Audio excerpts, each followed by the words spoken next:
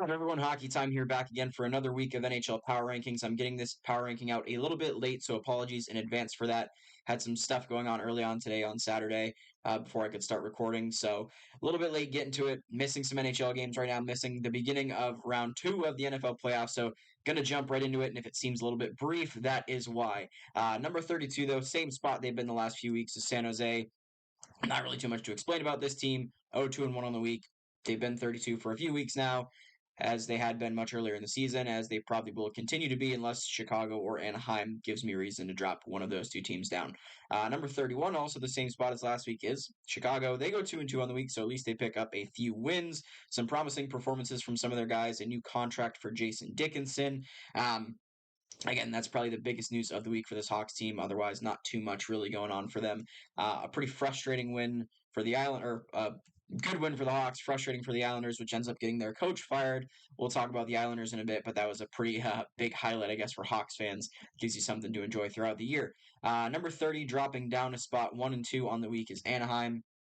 Really just got slightly outperformed by Ottawa this week, who is at number 29. I'll just throw those both up on the screen now. Neither of these teams really all too promising. Ottawa, despite the 2-1 week, still 3-7-0 in their last 10. They really have not been playing too much better, in my opinion, but 2 wins on the week is definitely better than some of their previous performances, so they will take that. They move up to 29, Anaheim dropping to number 30. Number 28, also the same spot as last week, not too much movement in the bottom part of this ranking, is Columbus. Columbus goes 1 and 2 on the week, 3-4-3 in their last 10, so really not too much movement going on for them there. Of course, we had this whole saga with Elvis Merzlikins looking to be traded.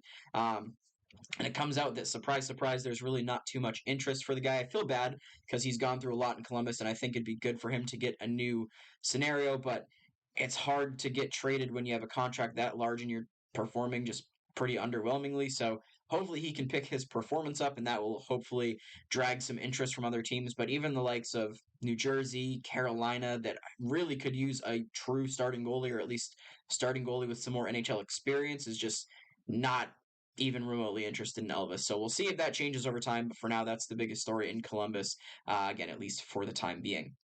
Number 27, additionally, in the same spot as last week, is Montreal. They have a pretty decent week, 2-1-1, 4-4-2 in their last 10, but just not quite enough for me to move them up or down too many spots.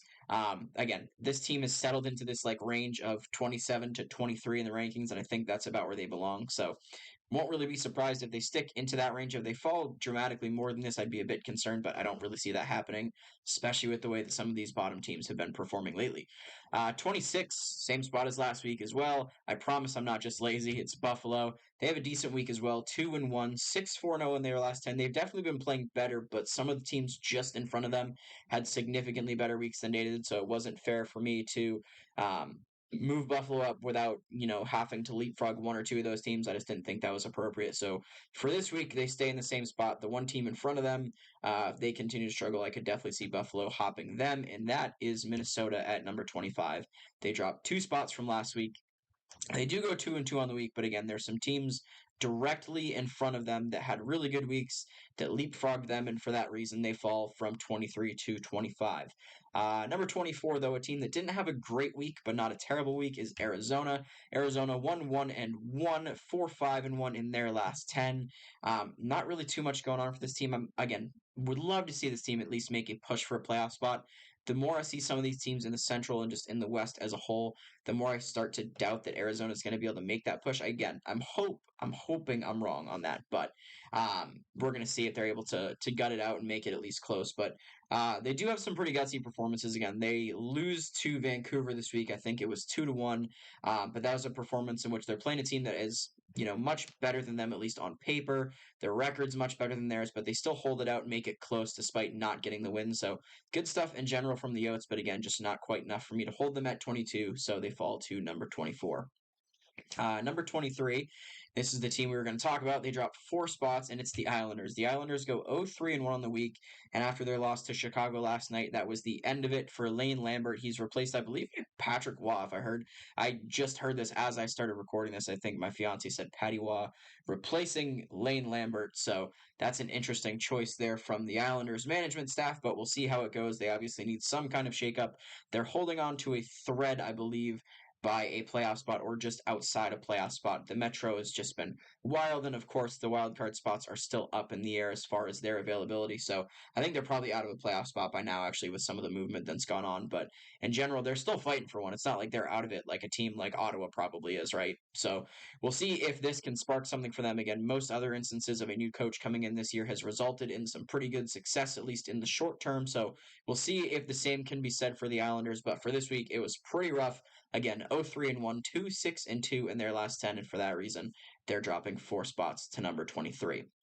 Number 22, another team that had a pretty rough week, 0-2-1 though, instead of 0-3-1, 4-5-1 in their last 10, and that is St. Louis. St. Louis has been a hot and cold team pretty much all year, so I'm not surprised to see them have a week like this.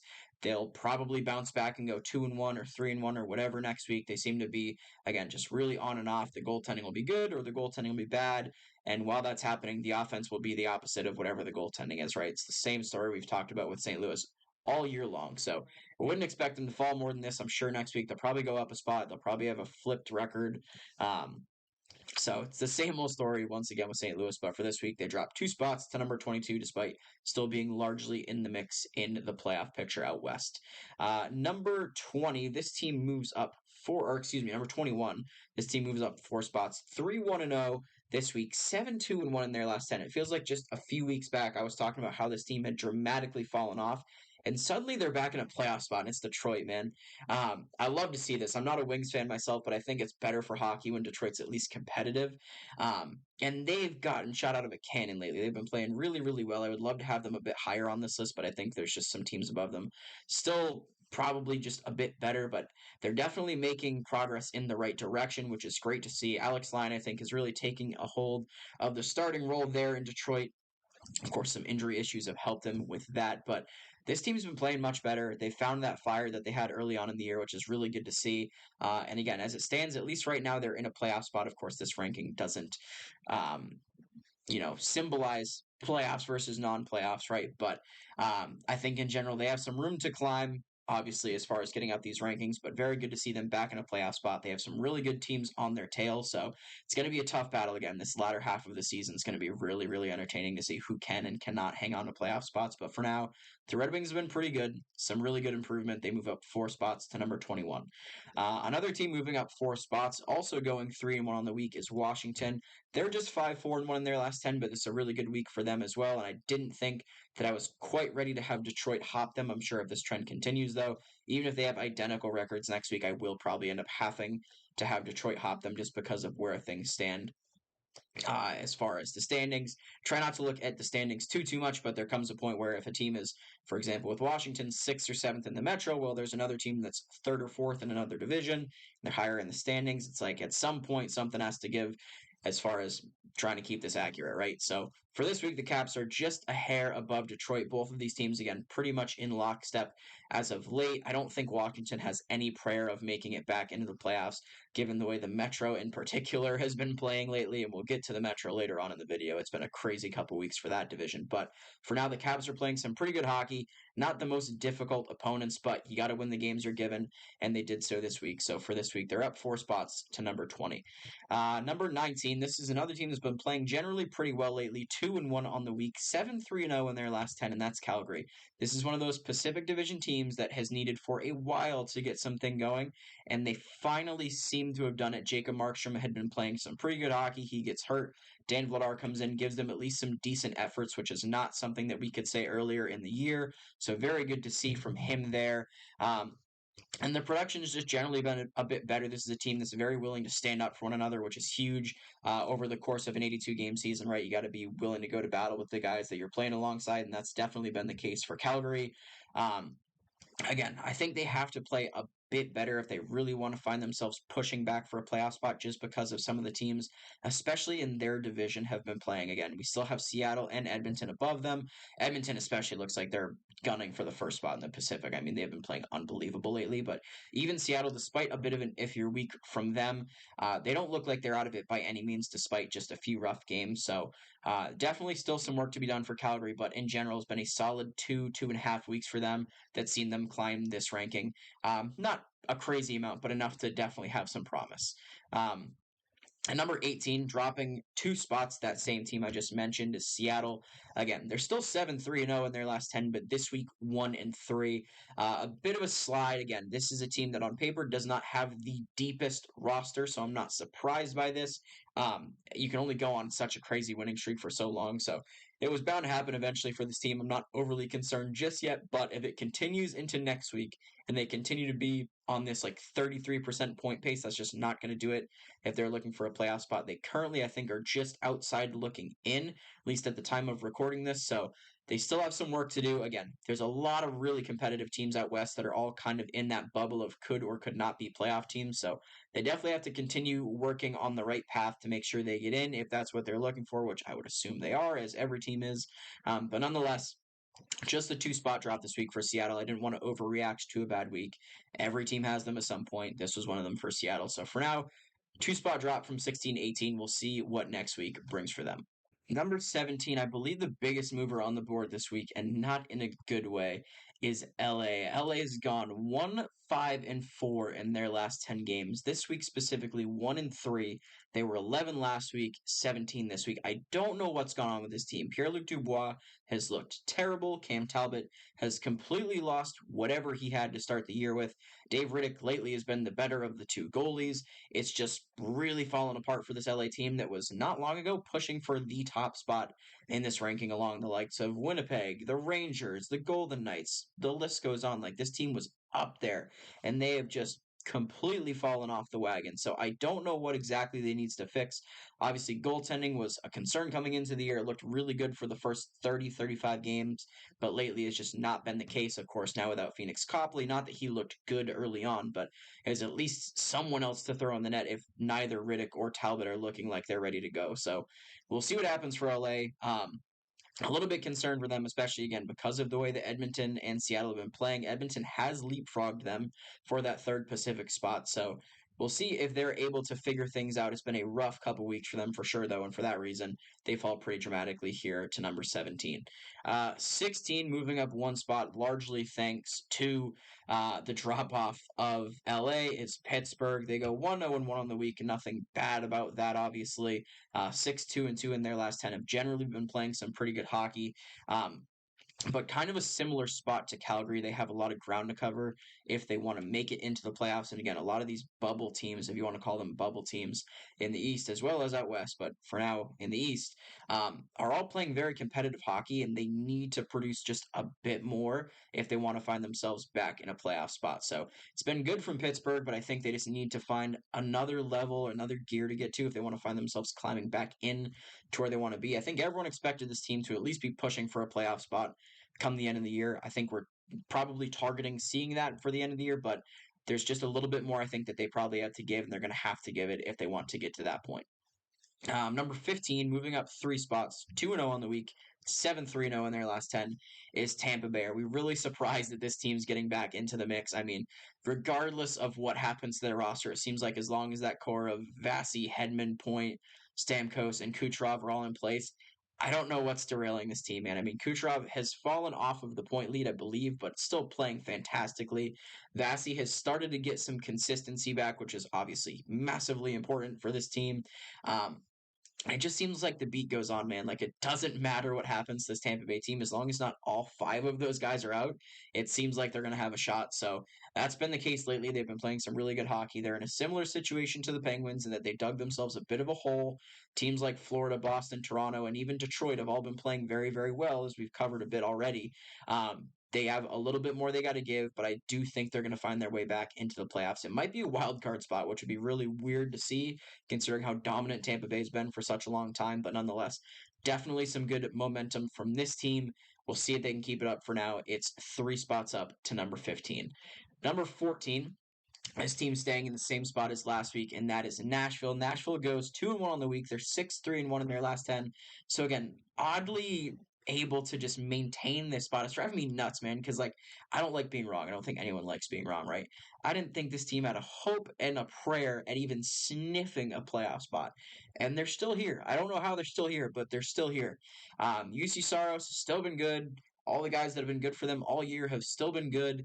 It seemed like for a bit that they might be starting to taper off and fall back in the Central Division, but They managed to find their way back. They're still in a wild card spot, I believe. So it's baffling to me, frankly. I mean, they're right there with Seattle. Like, I didn't think either of those teams had a true chance at making the playoffs. I thought Seattle's effort to get there last year was a bit fraudulent, as much as that seems super negative calling it that. Nashville, I thought, was the same boat. I thought, they have UC Saros, you always have a chance, but I just didn't see this team getting there. But they're there for now. We got a long way to go, but they're getting it done. I don't know how they're getting it done, but they're getting it done. So 2-1 on the week.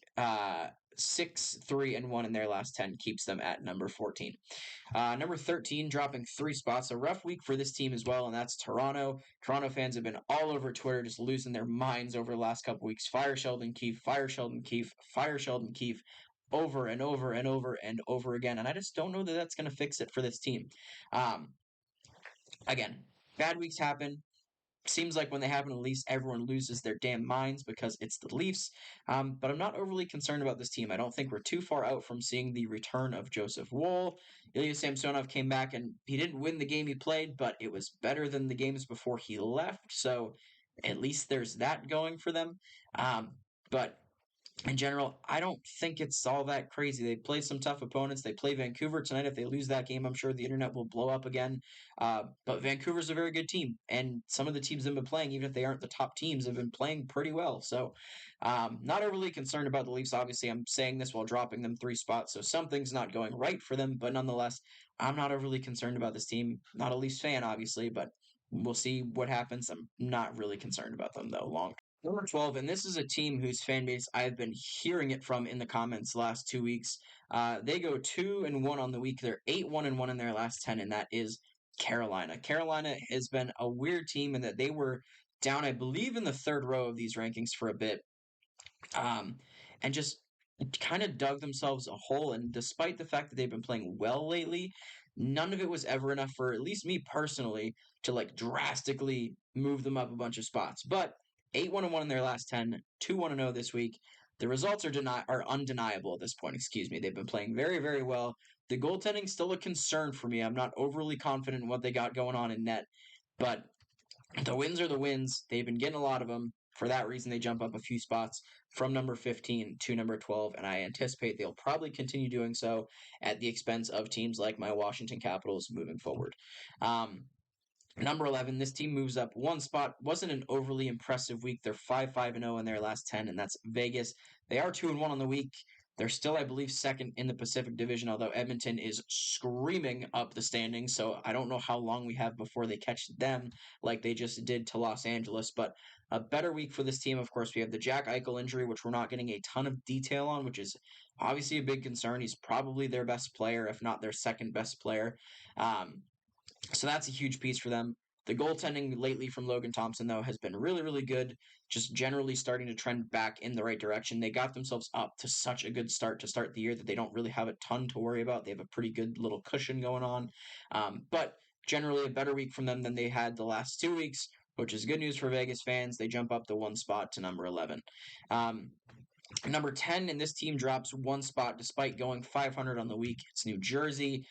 Really just got leapfrogged by one team in particular. They've still been playing fine. The goaltending still a bit concerning, but like last week, Nico Dawes continues to play pretty solid. I don't anticipate seeing Akira Schmid come back up to the NHL as long as he keeps this up, barring, of course, an injury to one of him or Vanacek. But in general, that's been a really refreshing thing to see for New Jersey, just because in general it seems like they can't go more than 1 game, whether it was with Vitek or with Akira Schmid, without having a 900-ish save percentage and then like an 860, 850 save percentage. So Nico Dawes has provided a bit of stability, which is something they have not really had all year. We'll see if he can keep it up. Obviously, still a kid, but it's been better than what New Jersey's gotten from either of the other 2 guys for the majority of the year. So good news for them on that front. But for now, I do have to drop them just the 1 spot to number 10. Number 9's a similar story. They're also 2-2 on the week, 4-5-1 in their last 10 instead of 5-4-1. And that's the Rangers, the Cross River rivals for the Devils.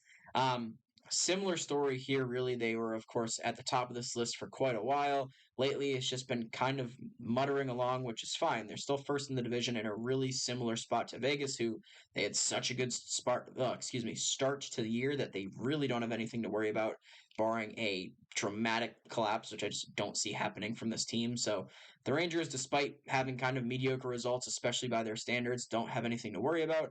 There's nothing obviously inherently wrong with being at 9 in the rankings, still safely in a playoff spot. The goaltending has been a little bit hit or miss lately. Shesterkin this week struggled a decent bit, but it's Igor Shesterkin. He's going to bounce back, I'm sure. And by the time we get to the playoffs, he'll probably be a menace, much like his counterparts in, Vasilevsky and Sorokin. So not overly worried about the Rangers. They do drop the one spot from number 8 to number 9, but they're going to be okay. Number 8, this team moves up 5 spot. This is the biggest gain, I believe, of the week, and it belongs to Philadelphia. This team 3-0-0 on the week, 6-3-1 in their last 10. And they're just pesky, man. I know by the time this video is out, this will have well been over. By the time I'm recording this, the game is also over. They just got kind of whopped by the Avs. I think it was a 7-4 final, but they were down 5-2 headed to the third. They bring it right back and make it 5-4. They're never out of a game. And they've been beating some really solid teams, man. Their play has just been really impressive. They dismantled Dallas earlier in the week, and Dallas is not playing nearly as well as they were earlier in the year, but they're still yet to be shown on this board too. So it's not like they're a bottom tier team by any means. This team's just hard to play against, man. Sam Ersson, who was not good to start the year, has been great lately. Carter Hart is, of course, still their guy, but it's nice to have some backstop there for Carter, so he wasn't in the situation that Demko was in 2 years ago, just having to play every game.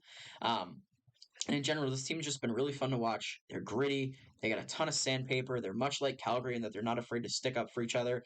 And you got one of the, if not the best long-term active coaches in the league behind the bench, obviously saying the right things in the intermissions in between games and at practices and all that stuff. Because this is a roster that, again, on paper, no business being as good as they are.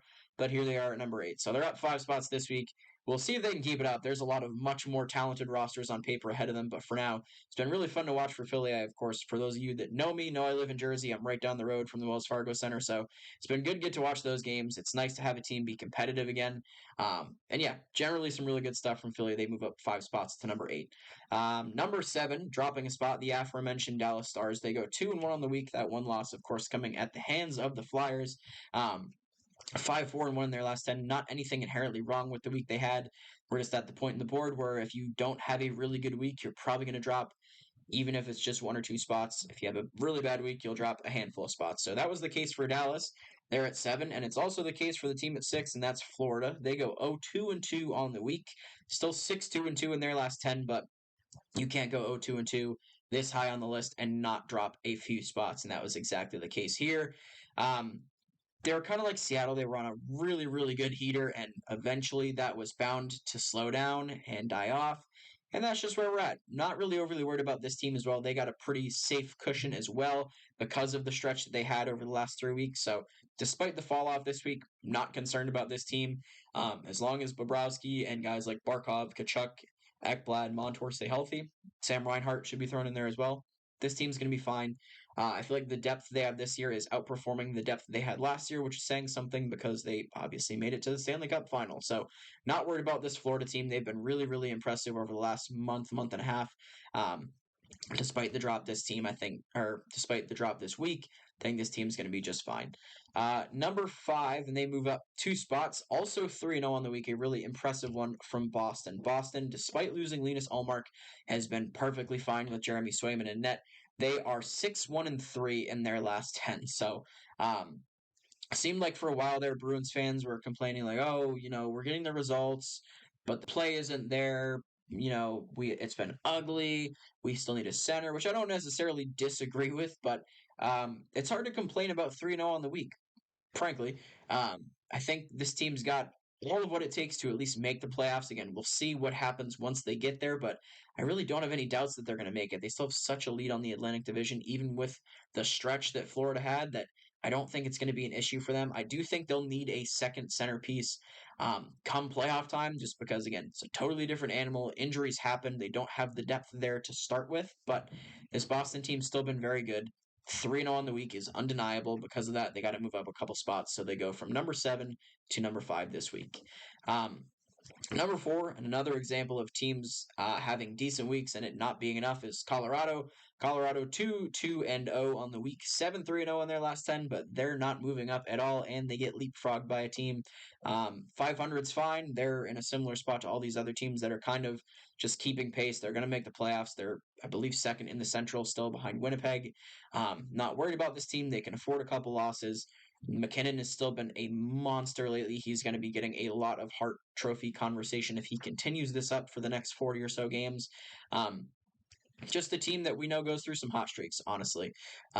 They have a tear where they go through what they did recently, where it seems like they're undefeatable. And now we're in a stretch where maybe they win some games, maybe they lose a few games afterwards. They'll go back to winning eventually, and it's not really a concern. This is probably the phase in that cycle where Avs fans are like, oh, Georgiev doesn't look good, or the defense is this, or, so and so is not scoring. And then a week later, they'll be like, oh, yeah, our team's still gross, even though we could probably use a second center. So 2-2 week for the Avs, not going to get anyone excited, but they're still fine at number 4, and it wouldn't surprise me if they find their way moving up further in the next few weeks. Number 3, and this team's climb has been just ridiculous. They go 3-0 this week. They're 10-0 in their last 10, and that's the Edmonton Oilers. I almost moved this team up further. They have just been unbelievable. There's no other way to put it. Like, this is a team I saw on Twitter. I forget who tweeted it, but they were like 16 points behind LA as of like American Thanksgiving or something. And then come New Year, they're 10 points behind LA. And now they've passed LA. Like the climb that this team has been on has just been unreal. And it's like, I don't know who's stopping him. Stu Skinner is back. He's been playing really, really well. McDavid looks like McDavid again. The depth is all there. Zach Hyman's having a career year. He's on pace for over 50 goals. Like, everything is clicking for this team. And this is exactly what every team in the league should have been terrified of. Every team. They have McDavid and Draisaitl. That's it. Like, obviously they're going to make the playoffs. They could have started 0-20. They would have found a way into the playoffs. This team has been just wildly, wildly hard to play against. They're scoring like 4+ goals a game every single game. The Leafs the other night was a really good example of it. It was like, it doesn't matter if you score 2 goals or 3 goals, whatever. Like, you're just not going to slow this team down. It's not going to happen. It's been the case every game for like their last 20 games. Just ridiculous stuff from the Oilers. It was really hard for me not to move them up to number 1 and number 2, but there's two teams that, despite not having as crazy of weeks or last 10s, that they still deserve to be 1 and 2. But for now, Edmonton has been really, really good, really fun to watch again, and for that reason, they're up all the way from like the depths of these rankings to number 3 over the course of like a month and a half, which is just crazy. Number 2, though, dropping a spot from last week, and there was some argument about whether or not this team should have been number 1 last week anyway. This week kind of solidified it. It's Winnipeg. They go just 1-1, and again, this high on the board, if you're going 500 or less, you're not going to maintain your spot unless the teams directly behind you are doing the same. And that was just not the case for Winnipeg this week. They kind of have the downfall of only having 2 games. Maybe if they had a third, they would have won it, and then this would be a different conversation. But nonetheless, they're still playing perfectly fine. Much like Edmonton, they've just been on a roll. They're still so hard to play against. Like, all of these players, like, where are they getting the depth from? Like, Cole Perfetti, fantastic. Adam Lowry, fantastic. Neil Pionk looks much better than he has in the last 2 years. Brendan Dillon, not a guy that you ever think of as being like a quality defenseman. He's been a staple for them. Like, where did all this come from? Nobody knows. Connor Hellebuck, we know where he came from. The Vezina Creation Zone, apparently. All of it just clicking perfectly for the Winnipeg Jets. And now, of course, they get Kyle Connor back because apparently they needed some more help, and it's arrived. So, much like Edmonton, terrifying news for the rest of the league that he's back and healthy. They look like a very well-oiled machine at this point, but this week just not quite well-oiled enough to maintain the number 1 spot, because that now belongs to Vancouver. Vancouver 2-0-1 on the week, 7-2-1 in their last 10. Much like these other teams, just a little bit more consistency long term, and this week, of course, continued to show that. This is a team that I'd probably had a bit too low for a bit, despite the fact that their results were so good, and they've finally just held on long enough, and the record's been good long enough, and the goaltending's been great. Pettersson and Miller and Hughes have all been unbelievable. Like, They've probably deserved to be higher. Maybe not number one in my opinion, but they've finally gotten it now and they deserve it now. Everything's been clicking for them. It's been one of the most enjoyable stretches that I've seen in a long time. They're not my favorite team by any means, but been a fan of theirs since I was a kid. Bobby Lou's been my favorite goalie my entire life. Um, it's been really fun to watch because usually by this point in the year, we're talking about firing a coach. We're talking about how the defense sucks. We're talking about how so and so wants to leave and go to some American team, whatever. So it's been a really fun stretch for Canucks fans. It's been really fun in general to now see three Canadian teams at the top of these rankings. I live in Jersey. I'm not Canadian, but I can fully understand and appreciate that it's better for hockey when Canadian teams and these bigger market teams in general are doing well, like the Avs, the Bruins, the Flyers, the Rangers, the Devils. Like we have so many teams right now that are huge markets for the league that are all performing really well. So in general, I love the picture that this power ranking portrays. Whether or not I'm happy that my Caps are at 20th, whatever. I really enjoy the way that the last 2-3 weeks have gone because it's shaped out to something that I think is very good for the league health wise, right? Um, so all that being said, the Canucks have been playing really well. They maintain the number one spot, and that is going to be it for what was supposed to be a brief, but it's not been very brief, power rankings. So let me know your thoughts in the comments section down below. Hopefully you guys, by the time you're watching this, are already enjoying some games. We got some good ones tonight, I think, again, Toronto and Vancouver, the Rangers and the Kings, the Flames and the Oilers, the Battle of Alberta. That should be wildly entertaining as per usual. So enjoy all those. Let me know your thoughts in the comment section below. Leave a like if you enjoyed the video. Subscribe as well if you don't mind. It is free. I really appreciate all the support lately, by the way. It's been pretty crazy. We've gained like 100 subs over the last 2 weeks or something like that, which for a lot of people isn't all that significant, but it's been really fun for me to monitor and interact with you guys. So appreciate all the love. Keep it up if you enjoy these videos, and we'll talk to you guys tonight for a recap of all the really fun games we got going on. Talk to you guys soon.